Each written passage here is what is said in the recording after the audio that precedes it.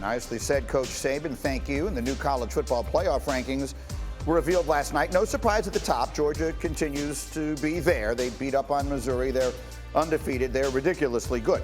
Also holding serve in this second week was Alabama at number 2.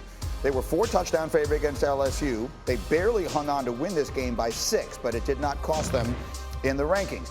The new team at number 3 is now Oregon. Despite a close win against Washington, they moved up a spot thanks to Michigan State losing. And also moving up was Ohio State. They accumulated nearly 500 yards of offense against Nebraska, won only by 9 points, but there they sit. And so let's look at the top 10 as we speak. Cincinnati also moving up a little with Michigan State losing. Michigan State, meanwhile, at number 7, one spot below Michigan, who they just beat 12 days ago.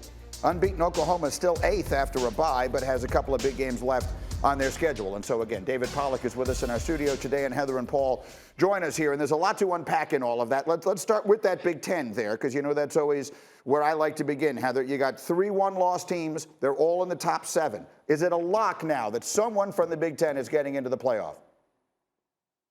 As long as one of those 3 teams finishes with 1 loss as a Big Ten Conference champion. I mean, nobody has a better chance than Ohio State of those 3 teams to impress the selection committee because they still play Michigan State and Michigan. And if they are able to run the table and finish as a 1-loss champ, they're in.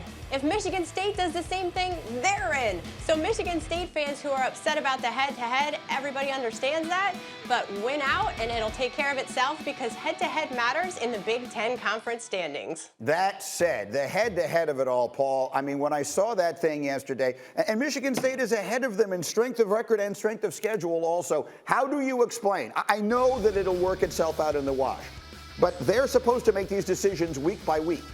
How could you possibly justify, Paul Feinbaum, Michigan being ahead of Michigan State right now?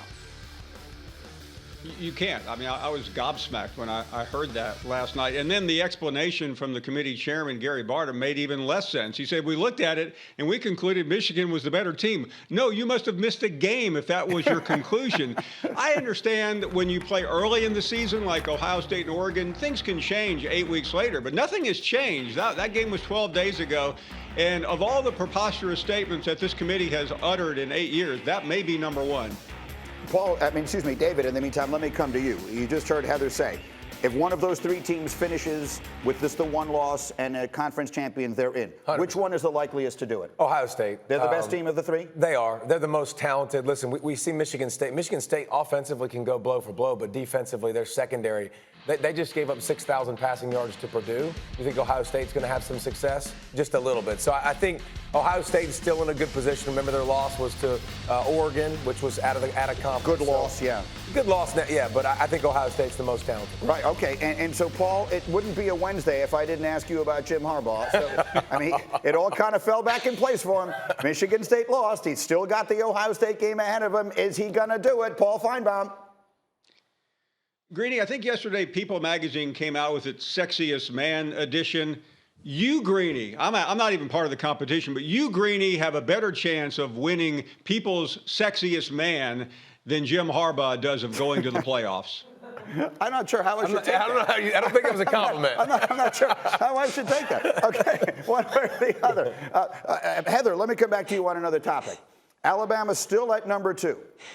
And I've got a bunch of people asking me, is the committee telling us that Alabama could afford to lose a close game to Georgia in the SEC championship and still get in with 2 losses? Yes, that's what I'm reading from this, because if they didn't drop after that performance, it's clear that the committee loves Alabama. So if they do play a close game, but I'm still talking about like an instant thriller, overtime classic, whatever you want to call it, because if it's not a close game, it is going to be extremely hard for the committee to justify a 2-loss Bama that doesn't win the SEC, because if you look at the rest of its schedule, it's really hard to find that, quote, signature win. And Oregon has it. Oklahoma can get it down the stretch. Ohio State has great chances. So the schedule could be an issue if it's not a close game in the SEC title For what game. it's worth right now, Alabama's strength of record is number 3. in the country. So it is somewhat justified. Why were you shaking your head? Because I would agree with her if Oregon played a really good game. Oregon was in a dogfight with Washington. Ohio State was in a dogfight with Indiana. Cincinnati was in a dogfight with Tulsa.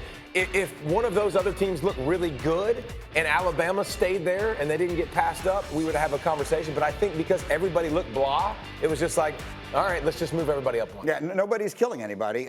Blowing people out is the way I should phrase that. I guess I would just ask you, was Alabama the second best team in the country? If I was Georgia, I wouldn't want to play Alabama. That would be the team that would scare me the most just because of the balance, the quarterback, the whole nine. Paul, is Alabama the second best team in the country? They are, even with all their flaws, and it's not by much. And I think we're really looking at Alabama. They have a quality loss now. That game against Texas A&M a month ago looked terrible. Now Texas A&M is right outside the top 10. That helps Alabama. Thank you for watching ESPN on YouTube. For live streaming sports and premium content, subscribe to ESPN+.